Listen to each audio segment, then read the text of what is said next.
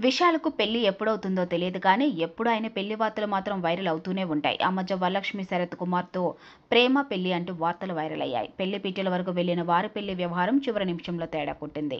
ఇద్దరు బ్రేకప్ చెప్పుకొని ఎవరి పని వారు చేసుకుంటూ ఉన్నారు. ఆ తర్వాత అనీషా రెడ్డితో విశాల్‌కు నిశ్చితార్థమైందని కానీ, పెళ్లి వరకు మాత్రం పోలేదు.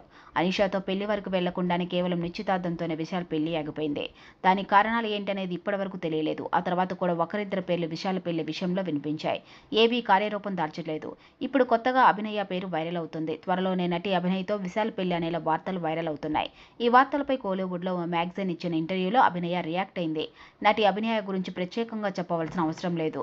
పుట్టుకతోనే మూగ మరియు చెవిటి లక్షణాలతో పుట్టిన అభినయ నటిగా మాత్రం సూపర్ అప్ టాలెంట్‌ని సొంతం చేసుకుంది. నిజంగా ఆమెను చూసినా, ఆమె నటనను చూసిన వారెవ్వరైనా సరే ఆమెకు నిజంగా వినపడదు, మాట్లాడలేదు అంటే అస్సలు నమ్మరు. అంత గొప్ప నటి అభినయ. కోలీవుడ్‌లో నాడోడిగల్ అనే సినిమాతో అరంగేట్రం చేసిన అభినయ ఇప్పటివరకు ఎన్నో సినిమాల్లో నటించారు. ఒక్క తమిళ్ మాత్రమే కాదు, తెలుగు, కన్నడ, మలయాళం వంటి భాషల్లో కూడా ఆమె గొప్ప నటిగా పేరు సంపాదించుకున్నారు. వాస్తవానికి అభినయ అరంగేట్రం తమిళ్లో కాదు, తెలుగులోనే. టాలీవుడ్‌లో ఆమె నేనింతే అనే సినిమాతో అరంగేట్రం చేసింది. ఆ తర్వాత కింగ్, సంగమం చిత్రాల్లో చిన్న పాత్రల్లో కనిపించారు. ఈ 3 సినిమాల తర్వాత నాడోడిగల్లో తమిళ్లో అరంగేట్రం చేసి మొదటి సినిమాతోనే ఫిల్మ్‌ఫేర్ అవార్డును సొంతం చేసుకుంది. ఆ తర్వాత అనేక సినిమాల్లో ఆమె కనిపిస్తూనే ఉంది. ఇక ఇప్పుడు పెళ్లి వార్తలతో మరోసారి ఆమె వార్తల్లో హైలైట్ అవుతుంది.